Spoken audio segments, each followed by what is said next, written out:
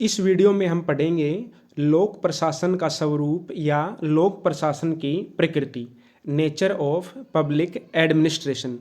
तो जो लोक प्रशासन की प्रकृति है उसमें हम दो बातों को देखेंगे कि लोक प्रशासन कला के रूप में और लोक प्रशासन विज्ञान के रूप में, यानी कि लोक प्रशासन को कला माना जाए या विज्ञान माना जाए।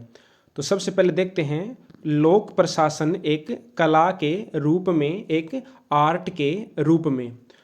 तो लोक प्रशासन को कला के रूप में समझने के लिए सबसे पहले हमें कला का अर्थ पता होना चाहिए।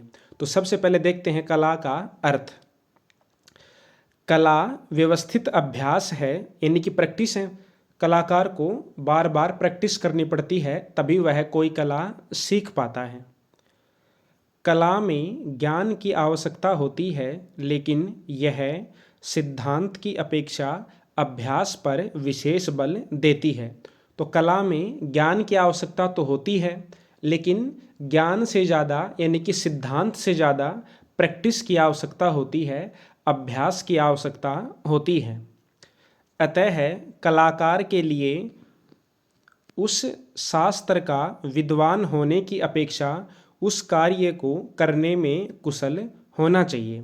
यानी कि जो कला है वो विद्वान की डिमांड नहीं करती है, उसके लिए विद्वान होना आवश्यक नहीं है, बल्कि उस कला को प्रदर्शित करने में कुशल होना आवश्यक है, भले ही उस कला का ज्ञान आपको कम हो।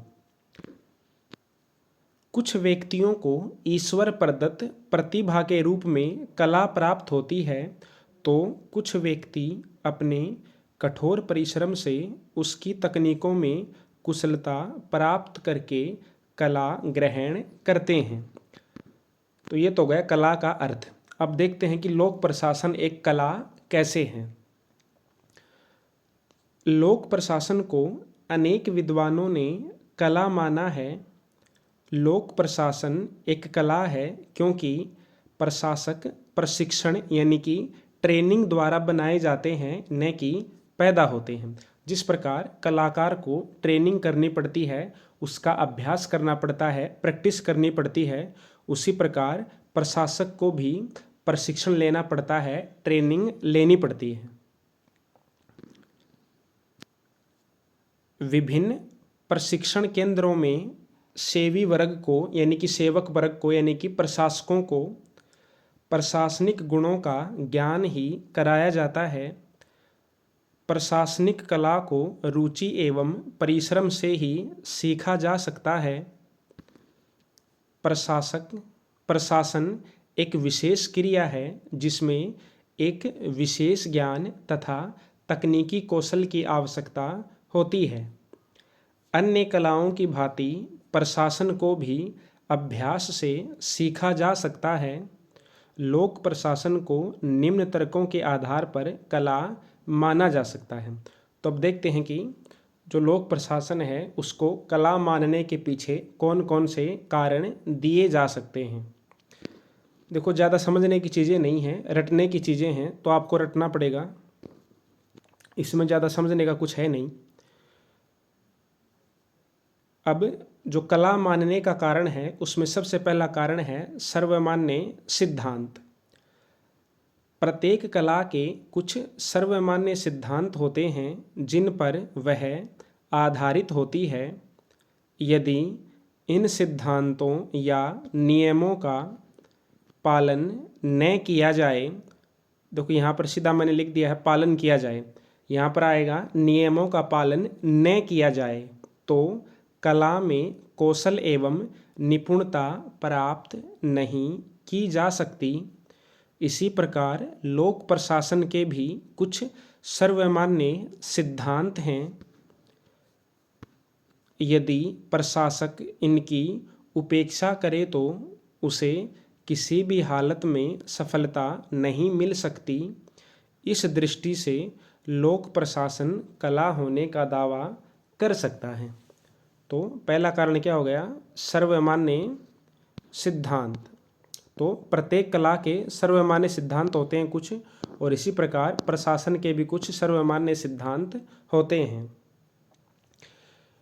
दूसरा पॉइंट है अभ्यास की आवश्यकता। Need for practice. प्रत्येक कला का एक विशेष कौशल यानी कि स्किल होता है।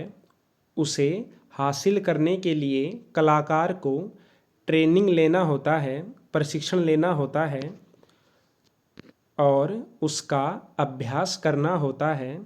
इसी प्रकार प्रशासन का भी एक विशेष कौशल होता है और एक अच्छा प्रशासक बनने के लिए प्रशिक्षण, अनुभव और अभ्यास की आवश्यकता होती है।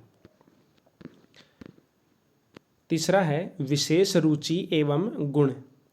जिस प्रकार किसी भी कला में सफलता प्राप्त करने के लिए विशेष रुचि एवं गुणों की आवश्यकता होती है, उसी प्रकार एक कुशल प्रशासक बनने के लिए भी विशेष रुचि तथा गुण आवश्यक माने जाते हैं। चौथा है विकास की प्रक्रिया। विकास की प्रक्रिया की दृष्टि से भी लोक प्रशासन एक कला है। जैसे कि अन्य कलाओं का क्रमिक विकास होता है, उसी प्रकार लोक प्रशासन का भी धीरे धीरे विकास हुआ है और अभी भी हो रहा है। पांचवा है परिवर्तनशीलता। जिस प्रकार अन्य कलाएं और उनकी प्रक्रिया परिवर्तनशील है, उनमें समय समय पर परिवर्तन होते रहते हैं, उसी प्रकार लोक प्रशासन की प्रक्रियाएं भी समय और परिस्थितियों के अनुसार परिवर्तित होती रहती हैं। अतः लोक प्रशासन एक कला है। तो ये हमने 5 कारण पढ़े हैं जिनके कारण लोक प्रशासन को एक कला माना जा सकता है, एक आर्ट माना जा सकता है। अगर आपको 5 याद ना रहें तो 3 याद कर लेना, एग्जाम के लिए काफ़ी रहेंगी।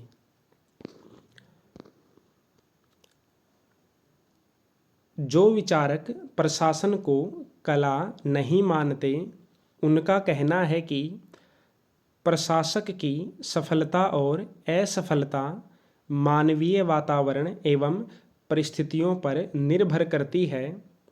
एक स्थान पर एक प्रशासक उन्हीं तकनीकों से सफल हो जाता है और दूसरे स्थान पर असफल हो जाता है। तो कुछ विचारक क्या कहते हैं कि लोक प्रशासन कोई कला नहीं है, क्योंकि जो एक प्रशासक होता है उसकी सफलता और असफलता मानवीय वातावरण पर निर्भर करती है। वो किन परिस्थितियों में कार्य कर रहा है, किस प्रकार के मानवों के बीच कार्य कर रहा है, इस बात पर उसकी सफलता और असफलता निर्भर करती है। और जबकि जो कला होती है वो केवल कलाकार पर निर्भर करती है, जबकि प्रशासन प्रशासक के साथ साथ दूसरे मनुष्यों पर भी निर्भर करता है। यह सच है कि सामाजिक और मानवीय पर्यावरण प्रशासन की कार्यकुशलता को प्रभावित करते हैं, लेकिन प्रशासन एक कौशल है। प्रत्येक व्यक्ति इस कौशल को हासिल नहीं कर सकता। प्रशिक्षण और अभ्यास के बाद ही इस उच्चतम कला को ग्रहण किया जा सकता है। संक्षेप में लोक प्रशासन एक कला है, क्योंकि यह सिद्धांतों की बजाय व्यवहार पर अधिक बल देता है। ठीक है, तो ये तो गया प्रशासन एक कला के रूप में। तो हम निष्कर्ष निकाल सकते हैं कि प्रशासन एक कला है। अब देखते हैं लोक प्रशासन विज्ञान के रूप में। इसमें सबसे पहले देखते हैं विज्ञान का अर्थ। विज्ञान ज्ञान की वह शाखा है जो तथ्यों को व्यवस्थित रूप से संजोती है और सामान्य नियमों को खोजने का प्रयत्न करती है। तो विज्ञान में क्या होते हैं? व्यवस्थित तथ्य होते हैं और सामान्य नियम होते हैं। विज्ञान वह विषय है जो पर्यवेक्षण, अनुभव और अध्ययन के आधार पर प्राप्त किया जाता है और जिसके तथ्य परस्पर संबद्ध यानी कि एक दूसरे से संबंधित, क्रमबद्ध तथा वर्गीकृत किए गए होते हैं। इस अर्थ में प्राकृतिक विज्ञान ही विज्ञान की श्रेणी में आते हैं। तो जो विज्ञान की परिभाषा है जिसमें तथ्यों को व्यवस्थित रूप में रखा जाता है, उनका पर्यवेक्षण किया जाता है, उनको क्लासिफाइड किया जाता है, वर्गीकृत किया जाता है। तो यदि इस तरीके से देखें तो केवल प्राकृतिक विज्ञान, नेचुरल साइंस जैसे कि फिजिक्स हो गया, केमिस्ट्री हो गया, मैथमेटिक्स हो गया, यही केवल विज्ञान की श्रेणी में आते हैं। लोक प्रशासन तो क्या, समाज विज्ञान का कोई भी विषय इस अर्थ में विज्ञान की श्रेणी में नहीं रखा जा सकता। तो अगर हम इस अर्थ में देखें तो लोक प्रशासन को छोड़ो, बल्कि जो भी सोशल साइंस का सब्जेक्ट है, चाहे वो सोशियोलॉजी हो, चाहे वो पॉलिटिकल साइंस हो, चाहे वो हिस्ट्री हो, इनमें से कोई भी विज्ञान नहीं है। अब देखते हैं लोक प्रशासन को विज्ञान न मानने के कारण, यानी कि लोक प्रशासन को विज्ञान क्यों नहीं माना जाना चाहिए। अनेक विचारक लोक प्रशासन को विज्ञान नहीं मानते। मोरिस कोहेन ने लोक प्रशासन को विज्ञान की प्रथम श्रेणी में नहीं रखा। फाइनर ने लोक प्रशासन को विज्ञान का स्तर प्रदान नहीं किया। उर्विक के अनुसार लोक प्रशासन कला है, न कि विज्ञान। लोक प्रशासन को विज्ञान न मानने के निम्नलिखित कारण बताए जाते हैं। अब लोक प्रशासन को विज्ञान क्यों नहीं माना जाना चाहिए वो देखते हैं। तो इसमें सबसे पहला पॉइंट है निश्चितता का अभाव, सर्टेनिटी की अब्सेंस ऑफ सर्टेनिटी। लोक प्रशासन को विज्ञान न मानने का पहला कारण यह है कि इसमें निश्चितता का अभाव है। प्राकृतिक विज्ञानों के नियमों में निश्चितता रहती है, वे हर काल और हर समय में लागू होते हैं। लोक प्रशासन द्वारा प्रतिपादित नियम स्थान व समय के अनुसार बदलते रहते हैं। इसका कारण यह है कि सामाजिक विज्ञानों को मनुष्यों से व्यवहार करना पड़ता है, जबकि प्राकृतिक विज्ञान जड़ पदार्थों से संबंधित होते हैं। जैसे मान लो गुरुत्वाकर्षण का नियम है, तो वो नियम भारत में भी वही रहेगा, अमेरिका में चले जाओ, चाहे इंग्लैंड में चले जाओ, गुरुत्वाकर्षण का नियम वही रहेगा। लेकिन जो प्रशासन का तरीका है, जो अधिकारी हैं या जो लोग हैं, वो बदलते रहेंगे। अमेरिका के लोगों की व्यवहार अलग होगा, भारत के लोगों का व्यवहार अलग होगा। तो लोक प्रशासन के नियम समय और स्थान के अनुसार बदल जाते हैं, जबकि विज्ञान के नियम नहीं बदलते हैं। विज्ञान न मानने का दूसरा कारण है सार्वभौमिक नियमों का अभाव। लोक प्रशासन के क्षेत्र में सर्वसम्मत सिद्धांतों का अभाव है। हेनरी फेयोल, उर्विक, टेलर, विलोबी तथा अन्य लेखकों ने समय समय पर सर्वसम्मत सिद्धांतों की रचना करने का प्रयास किया, परंतु उनमें से कोई भी किसी दूसरे के द्वारा प्रतिपादित सिद्धांतों को स्वीकार करने को तैयार नहीं हुआ। ठीक है, तो दूसरा कारण क्या हो गया कि इसमें कोई सार्वभौमिक सिद्धांत नहीं है, सार्वभौमिक नियम नहीं है। तीसरा कारण है पर्यवेक्षण तथा तथ्य परीक्षण का अभाव। पर्यवेक्षण यानी कि ऑब्जर्वेशन, तथ्य परीक्षण यानी कि फैक्ट चेक करना।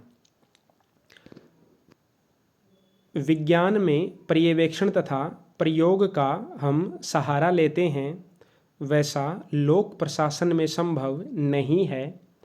विज्ञान की भांति लोक प्रशासन के पास कोई ऐसी प्रयोगशाला नहीं है जहां पूर्व अर्जित तथ्यों की सत्यता स्थापित की जा सके। लोक प्रशासन का संबंध मनुष्यों से है।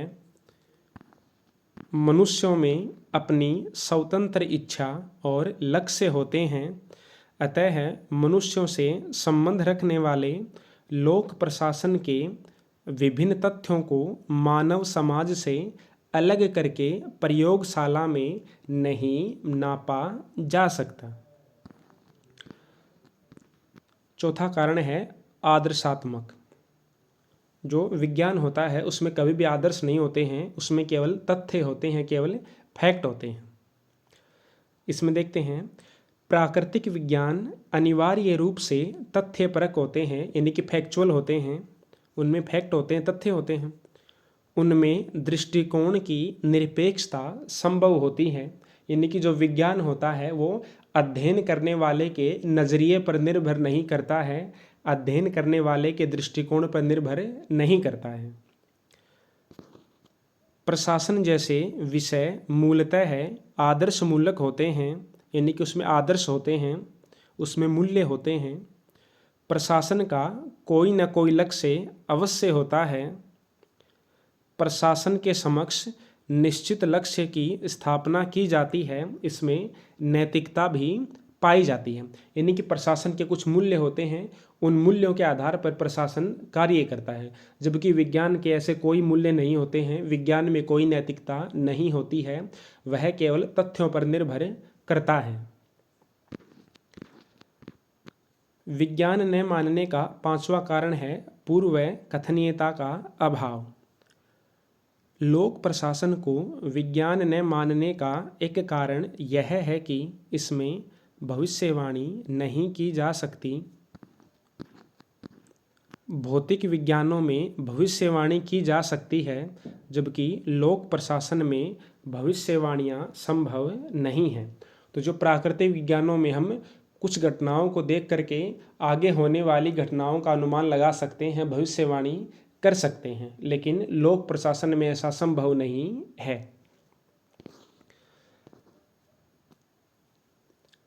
अब हमने ये पढ़ा है कि लोक प्रशासन विज्ञान क्यों नहीं है। अब देखते हैं कि कौन कौन से विचारक हैं जो लोक प्रशासन को विज्ञान बोलते हैं, या लोक प्रशासन को विज्ञान किस प्रकार कहा जा सकता है।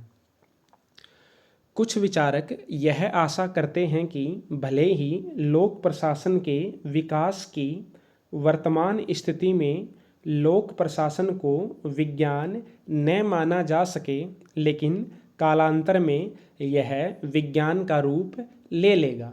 यानी कि कुछ विचारक कहते हैं कि वर्तमान में तो लोक प्रशासन एक विज्ञान नहीं है, लेकिन भविष्य में विज्ञान बन जाएगा, इसमें भी सार्वभौमिक सिद्धांतों की, सार्वभौमिक नियमों की रचना हो जाएगी। कुछ विचारक ऐसे भी हैं जो यह मानते हैं कि लोक प्रशासन अपने वर्तमान स्वरूप में एक विज्ञान ही है। यह एक ऐसा विज्ञान है जैसे अन्य सामाजिक विज्ञान, अर्थात इसके अध्ययन के लिए लगभग सुनिश्चित क्षेत्र निर्धारित कर लिया गया है। तो कुछ विचारक ये मानते हैं कि जो लोक प्रशासन है वो एक विज्ञान है, लेकिन विज्ञान उसी सीमा तक है जहाँ तक दूसरे सामाजिक विज्ञान हैं, यानी कि लोक प्रशासन प्राकृतिक विज्ञानों की भांति नहीं है। ऐसे भी विचारक हैं जो लोक प्रशासन के बारे में काफ़ी यथार्थता और निश्चितता का दावा करते हैं।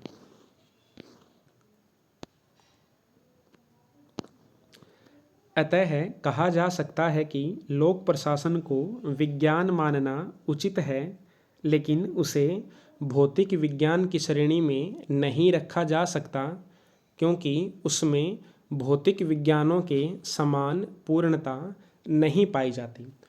तो ये हमारा हो गया टॉपिक कंप्लीट कि लोक प्रशासन एक कला है या विज्ञान है। कला है तो कैसे है, नहीं है तो कैसे है, विज्ञान है तो कैसे है, या विज्ञान नहीं है तो क्यों नहीं है। तो ये हो गया लोक प्रशासन का स्वरूप या लोक प्रशासन की प्रकृति।